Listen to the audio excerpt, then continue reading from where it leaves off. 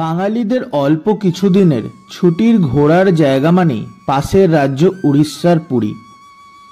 একদিকে জগন্নাথ দেবের প্রতি ভালোবাসা এবং অন্যদিকে সমুদ্রের টানে প্রতি বছর আগণিক ভক্ত ছুটে আসেন পুরীতে। কিন্তু পুরী স্টেশনে নেমেই সবথেকে যে প্রবলেমের সম্মুখীন হতে হয় তা হলো অটো চালকদের দাদাগিরি। 2 থেকে 3 কিলোমিটারের জন্যেই অটো ড্রাইভাররা চেয়ে বসেন প্রায় 200 থেকে 500 টাকার মতো। ফুল ফ্যামিলি থাকলে কোনো অসুবিধা নেই, বাট সোলো ট্র্যাভেলারদের জন্যে আজ আমার এই ভিডিওটি। কি করে মাত্র 10 টাকার বিনিময়ে পুরীর মন্দির, পুরী স্টেশন বা স্বর্গদ্বার, লাইট হাউস কী করে যাওয়া যাবে তাই রয়েছে আজ ভিডিওতে। ভোর 7টা থেকে শুরু হয়ে যায় মো বাস বা সিটি বাসের পরিষেবা। পুরীর লাইট হাউস থেকে ছাড়ে এই বাসটি 30 মিনিট ছাড়া ছাড়া। Light house, Swargadwar, Puri station হয়ে জগন্নাথ দেবের কাছে গিয়ে থামে এই বাস।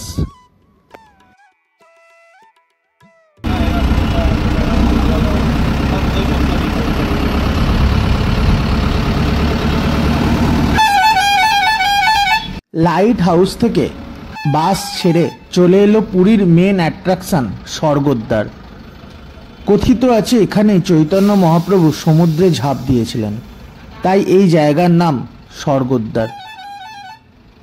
স্বর্গদ্বার মহাশ্মশানও এখানেই আছে, যেখানের আগুন কখনো নেভে না, একের পর এক মরদেহ আসতেই থাকে।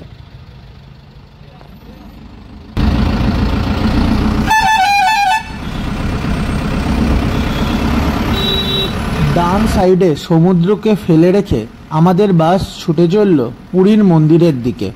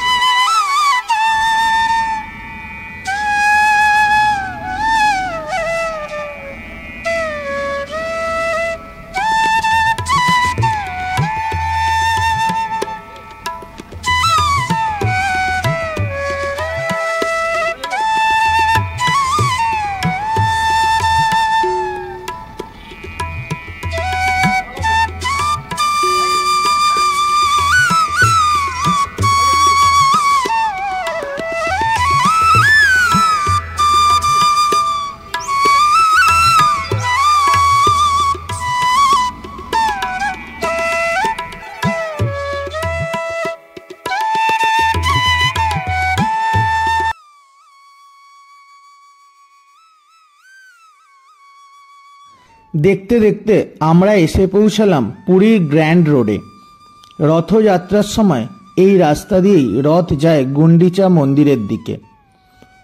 তখন রাস্তায় না থাকে এত ব্যারিকেড, না অটো টোটোর ভিড়, চারিদিকে লোকে লোকারণ্য।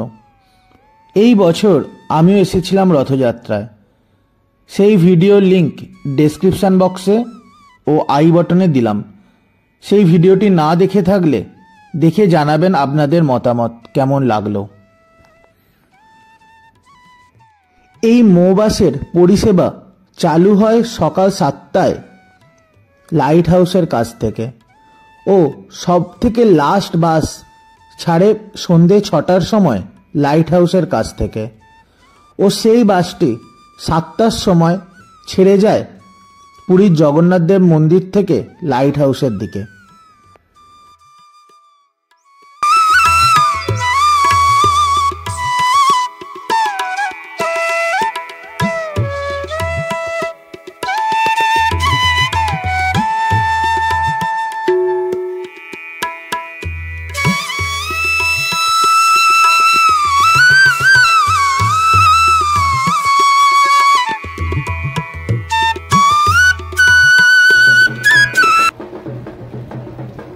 মন্দির থেকে কিছুটা দূরে আমাদের বাস নামিয়ে দিল। বাকি রাস্তাটা হেঁটেই যেতে হবে। ওই যে দূর থেকে দেখা যাচ্ছে জগন্নাথ দেবের মন্দির। আমার এই ভিডিওর মাধ্যমে ভার্চুয়ালি সকল দর্শক বন্ধু জগন্নাথ দেবের দর্শন করুন।